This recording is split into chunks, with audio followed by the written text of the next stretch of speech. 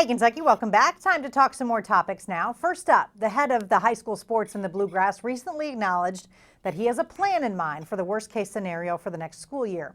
KHSAA Commissioner Julian Tackett made a brief reference to a doomsday plan that would take Kentucky's fall sports and play them in between winter and spring if the opportunity doesn't arise in the fall. And Keith, it's good to have your options open, although I am more optimistic now that things will be loosening up. Well, and that was a perfect name for it, Doomsday, because that is the absolute last choice you have. Even last week, Julian Tackett was telling us that he didn't want to have to do some sort of thing like that. So he doesn't want to do it either. Hopefully it doesn't come to that. I hope it doesn't. All right, horse racing fans across the world filled Churchill Downs on opening weekend. Even though the races were held without fans for the first time in the track's history, plenty of money was bet on the ponies. Churchill reported more than $14 million in wagers last Saturday, and things didn't slow down on Sunday. The track revealed a $12+ million handle. Keith, we just heard Damon Thayer mention it, so people are wanting to get their money on those ponies.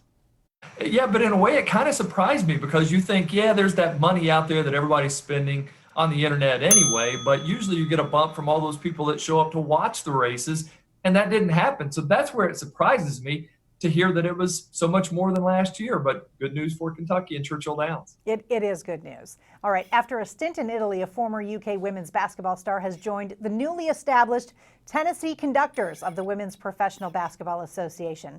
Bell County native Macy Morris says the owner and manager of the team is from Harlan County, so it seems the Kentucky connection resulted in the offer to play in Chattanooga. Keith, we know she wanted to get out of Italy, bruh, and now she is much closer to home.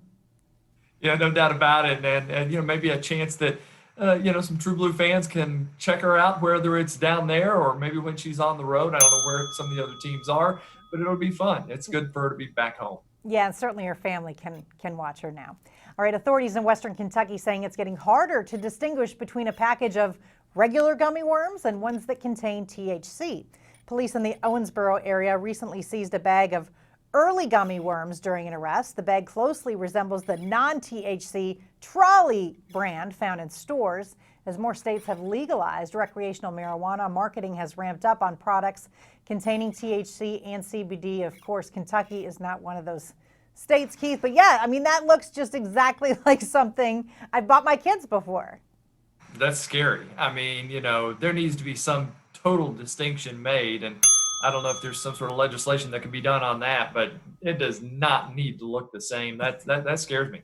Yeah, they probably taste, I don't know, relatively the same, I would guess. Hopefully kids don't get their hands on too many of them. All right, some 7,000 acres in southeastern Kentucky with abundant hardwoods, streams, ponds, and game will be offered in an online auction. The land, making up 11 square miles, is located in Whitley County, 4 miles north of the Tennessee state line. The auction will be held on Memorial Day. Keith, are you interested in buying your own big parcel of land?